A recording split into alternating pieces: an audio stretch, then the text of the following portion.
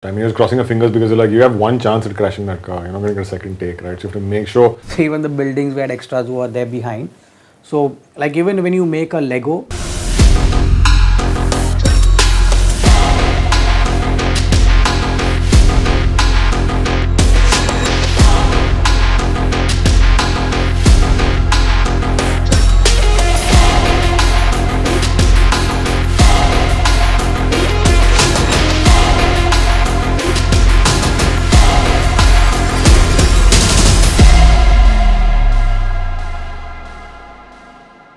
Hi, this is Vikramaditya Motwani, and I'm excited to be on IGN India. hi, this is Arpan Gaglani here, and I'm super excited to be on IGN India.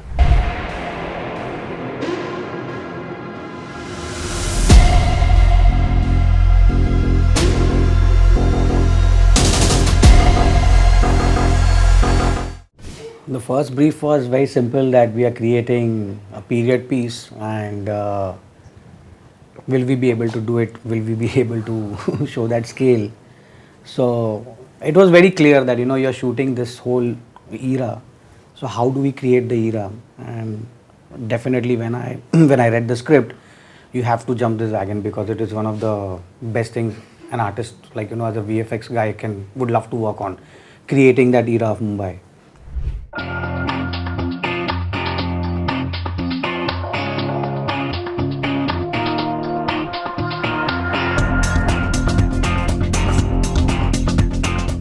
I think there are multiple thought processes going in that area.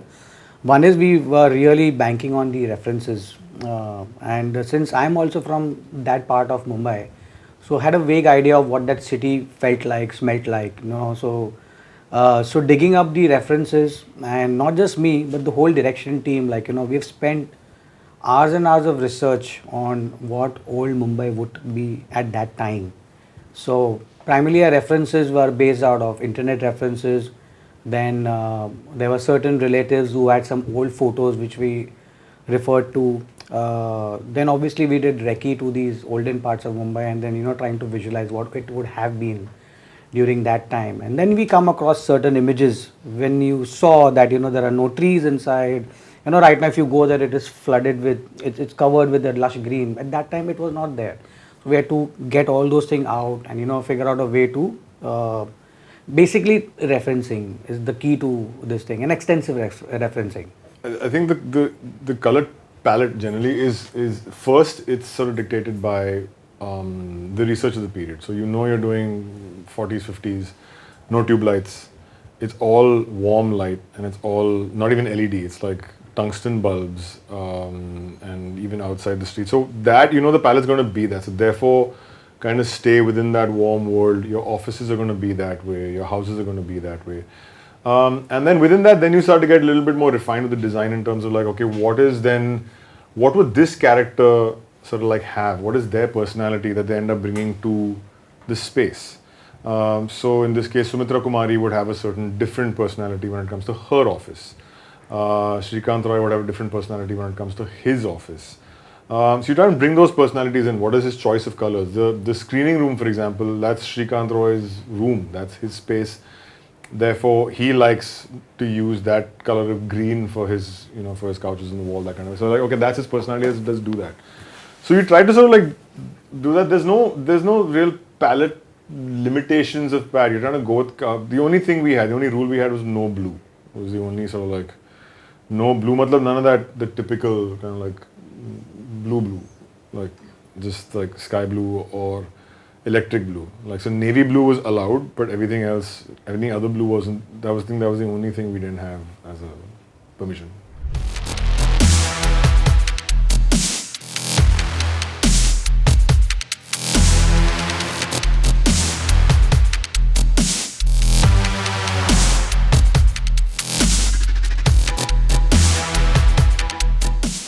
I think for Jubilee, the biggest challenge was to be able to say you want to make it layered and interesting, but at the same point in time, keep the human element and the drama constantly going. And I think that, for me, from a writing perspective and a creating perspective, was the challenge to be able to say you don't want to get lost in your own sense of like hero worship. You don't want to get lost in, but to keep the story front and center, to keep characters front and center, to keep drama front and center. And I think that for me was the biggest challenge. Was constantly sort of saying that let's keep pulling back and having the drama be there, and not so much the. It's about the film industry, but it shouldn't. We shouldn't make everything about that. It should be about the people, not so much about the world. We had scenes where Neelufar, when she lands in Mumbai, she goes to that Zaveri Bazaar kind of an area, which is a kind of a very different kind of a street, and the whole design structure is different. When Jay is walking and he goes to meet Walia, we have those areas, and then he's also traveling in the tram, and but we only have this much set. You end up repeating the same thing again and again. So the challenge was, how do we show scale and yet does not make it feel like as if you are just in one small plot of land and make it look different. So also one biggest challenge was that there were a lot of car shots, and generally how do you shoot a car shot is like you shoot it on a chroma or you shoot it live, but you need real locations, and there were no real locations at that time, and you can't even shoot a plate. So for me, I took a lot of time creating a street, which was like almost 2.5-3 kilometer long street. And we use this technique of high level buildings and basically a little bit of lesser quality, which can be put in the background. So when you're going through these lanes, you also see some buildings behind. So the hero buildings, and then you have the stand-ins, the other guys, we have the extras. Yeah. So even the buildings, we had extras who are there behind. So like even when you make a Lego, you have these certain pieces, but you can make different sets. So we use this kind of a Lego technique where certain windows, certain doors, where I could multiply and make a lot of buildings. And I just wanted to create my own plates so that we can run it on the LED screen. And for that we used Unreal as a software to generate that 2 kilometer stretch. And also we used a lot of these traditional softwares for daytime to get hyper-realism. So it was a multiple things. Now those buildings I wanted to reuse. So wherever a new shot would come, let's place these 4 buildings and make this angle look very different. So if I'm using the tram scene, I use some other buildings to make that street look a little bit different. So reusing these same things and placing it in such a way and giving certain angles, which does not only look like a straight road. And even when Nilufar comes, how do you create that kind of a Zaveri Bazaar kind of a street? So same shops which were used down were multiplied there to give a different look altogether.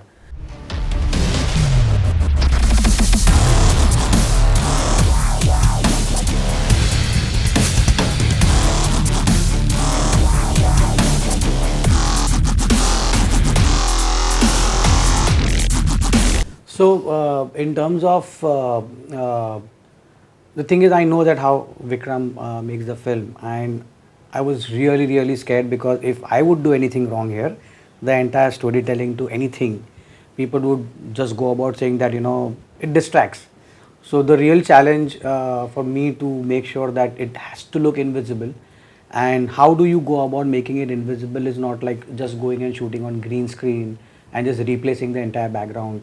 So we were very clear at the beginning that we need to be keeping a kind of a ratio of like 70-30 kind of stuff, where 70% stuff has to be shot real and 30% is something which needs to go in VFX. Like even when we created the sets, there were hard rules that we will create a 15 feet set and we try to get maximum shots from there, and wherever you are wide, that's where I get a very good reference point to blend between reality and what VFX is coming.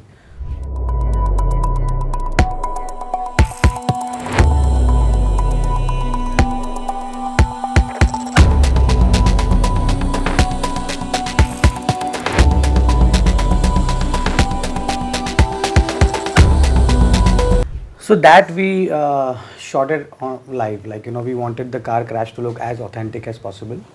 So since it was, the whole set was basically created, so everything was under our control, and didn't want to add unnecessary VFX to make it look unbelievable. So I think the great job done by the FX team, who actually did the entire crash, And obviously we had to do multiple cleanups and whatever the protections and all that stuff. We removed all those things, and I had to do the extensions of the buildings around it and extend the fire to the building so that it looks like it's actually crashing. Some of the elements which we felt like should be done practical have been done practical. I mean, you're just crossing your fingers because you're like, you have one chance at crashing that car. You're not going to get a second take, right? So you have to make sure. And in that scene specifically, the problem is on the script. It's like the car's going to crash. It has to turn upside down.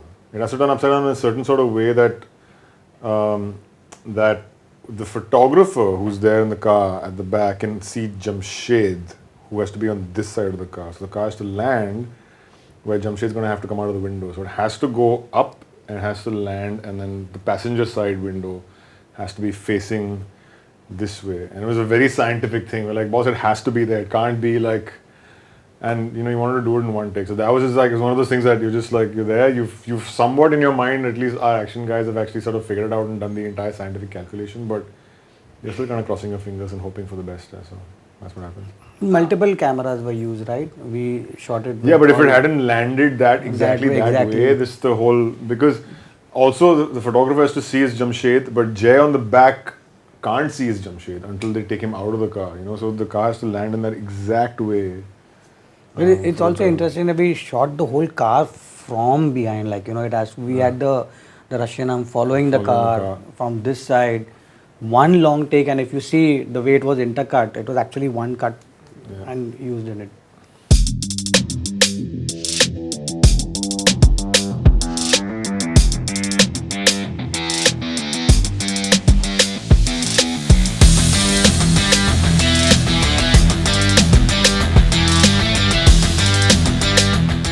So before, like, you know, as when we were envisioning the whole show, there were certain shots which had to look very beautiful and grand. And you know, the only visual you have of a ship shot, like, you know, if you reference it, is on a small alley, like, you know, people coming out. But if you look at the scale at that time, like, you know, people were actually going to Karachi and the people from Karachi were coming to India. So showing that, we just wanted to show that expanse, like how there would be multiple ships parked and, you know, people are actually coming from both sides. And the challenge was, do we shoot at the docks where I get real water, or a place where I get more people? That was a choice. And then we felt like, you know, since the water is at that little far end, so then we found this bus depot in Thane, in Mulund, right, which got us this whole cement, concrete kind of stuff. And what we did was, we got the help of a motion control camera, and we had around 200 people as extras to do the walking. So we did our math.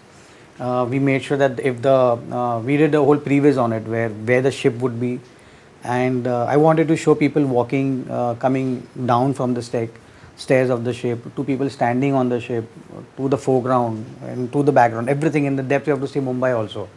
So we did the previs, and based on that, we created this whole raft of people walking down, and we shot the master layer, as Vikram said, like, you know, for the hero take.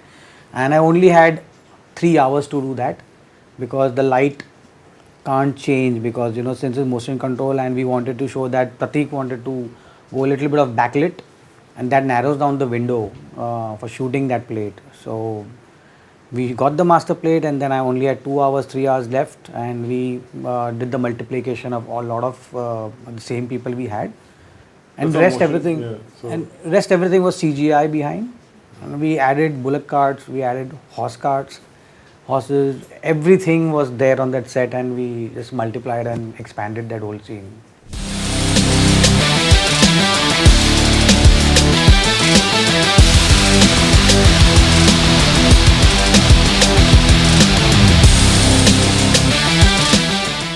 Mid 2019, we started doing work again. We were aiming to shoot April 2020.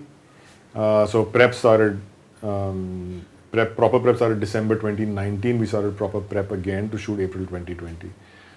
Scripts had been written in between, but then the pandemic came, so we couldn't shoot. So that April 2020, the question at that point in time was, now what do we do? So because the schedule is such it's a 6-month shooting schedule, more or less. But there's outdoors in Bombay, then there's indoors because of the monsoons and so on and so forth. So the thing is that now how do you transpose that same schedule and do it somewhere else? I was like, you know what, we don't even know if you're going to be able to shoot in 6 months' time. So let's just like push this whole thing by a year. Take April 20, make it April 2021. So great. So we've made it April 2021. Jan 1st, 2021, we start working on prep again. We're working towards our April 21 kind of thing. There comes the second wave. So we shoot 5 days in April 21, have to shut down again. And then we pick up shooting again in July. And then by then, like our entire planning of schedule is all gone on my window. So jo shoot karna hai, shoot karo. So July 21 to December 21, we finished shooting. We had 2 days in Sri Lanka for our train sequences. That finished. And then it took all of 22 for post-production. So edits, sound, music, VFX, mixes, everything. Took till about 10 to 11 months. About. I think we had a good 6 months time for me to do VFX. And but for me, I started a lot earlier because even before we started shooting, I know I had to create the street. So in general, I prefer doing all my asset builds and everything while we are on the floor shooting. The team is simultaneously working because that does not depend on the edit or any of the cuts. So you build the assets earlier, and then I know I get that much time. So once the shooting is done, you start building the asset, then I need another year. So, and obviously we were 10 episodes. So he will also give me every episode like, in a month. And then obviously he also has a timeline to finish everything in 4 months so that I can finish it in 6 months. So that's how we have to work in balance. Yeah. This was me. This is Vikramaditya Motwani. This was Arpan Gaglani. We were talking about Jubilee. If you like this video, like, Share, subscribe to IGN India and watch more stuff.